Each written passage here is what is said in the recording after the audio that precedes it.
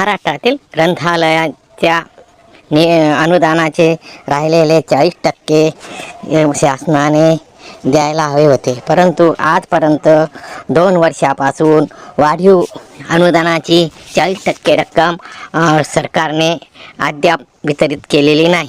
त्यामुळे या वाचनालयातील कर्मचारी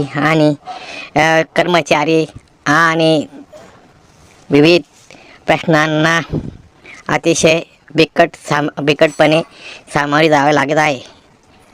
त्याची ताबडतोब दखल घेऊन 40% उर्वरित अनुदानाची रक्कम वितरित करण्याची यावी अशी मागणी ग्रंथालय संघ भारती आणि ग्रंथालय ब्रिगेडने केलेली आहे।